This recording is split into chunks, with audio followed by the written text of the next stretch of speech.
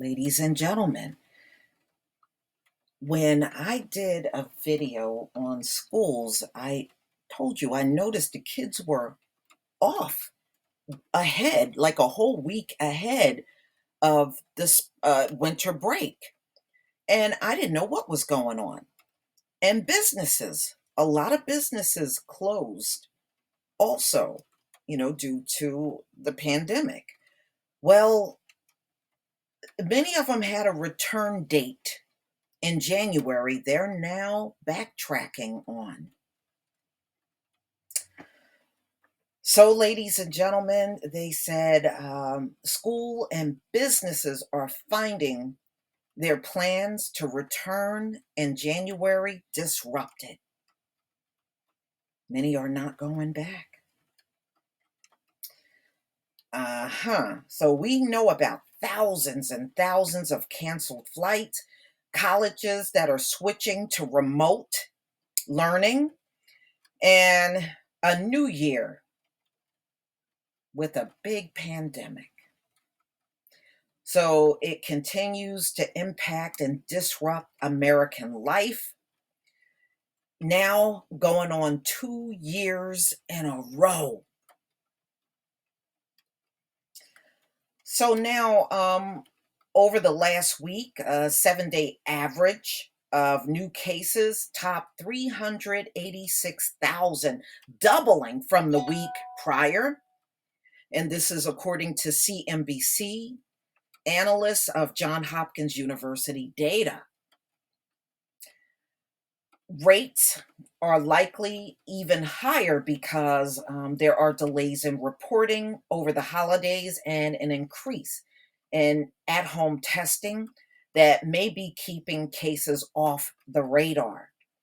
So that means attempts by businesses and schools to resume to normal operations after the holiday are being upended once again.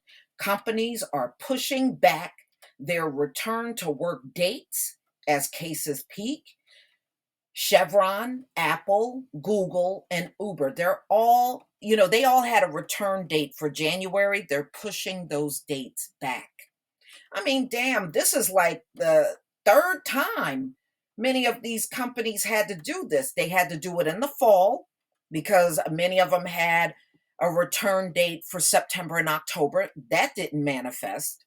And then they were attempting to come back at another time. Every time they attempt to come back, it always collapses. This got to be about the third time they had to change their date. I think for Google, they were supposed to return in July, and then they were supposed to return in October, and neither time they could go back. Man, what does that tell you? Please know that we do not take this step lightly. Harvard officials wrote in a letter to staff and students. It is prompted by the rise in cases locally and across the country. Other schools also making change include the University of Chicago, George Washington University, and Columbia University. Many colleges will likely require students to get their juicer to return in the spring as breakthrough cases become more common. Local school districts across the country are reassessing their plans as well. Some districts are switching back to remote or hybrid learning, while others are trying to lessen the exposure. The children have, students attending classes with modified schedules without a lunch period. Now, it's really bad in New York City, y'all. New York is bad. Now, this is what they're doing.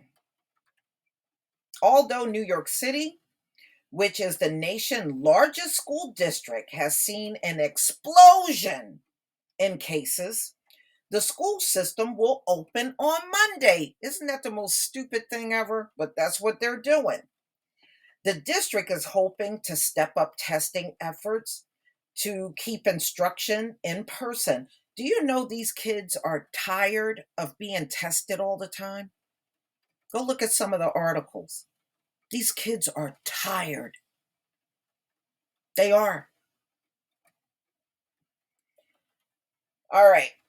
The plan is to double the pace of testing. So, this is what they're going to do. So, the students will be tested, especially if they display symptoms. I mean, is it really worth it? I don't think so.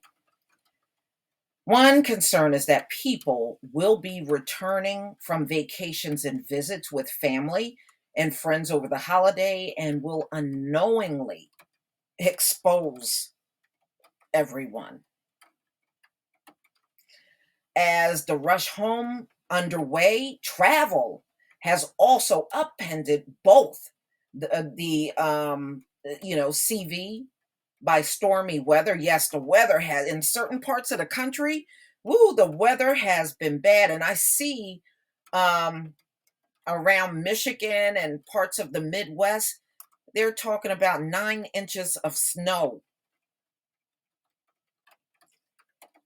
I mean, it has. So it has grounded many planes, and Saturday afternoon alone, more than 2,500 flights were canceled, according to the tracking service Flight Aware. Some of the disruptions are also due to winter storm. A cruise ship with over 4,000 people aboard has been stopped in Lisbon, Portugal, due to an outbreak among the crew members and passengers. And that was on today, Saturday. The Center for Disease Control and Prevention said Thursday that Americans should avoid cruises regardless of whether they got the jab seen or not. Mm-mm-mm.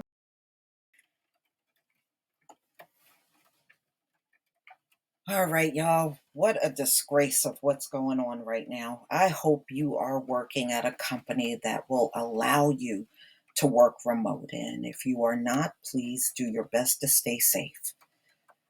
Please leave your comment and subscribe. Don't forget to hit on the notification bell, and I'll see you on the next video. Peace.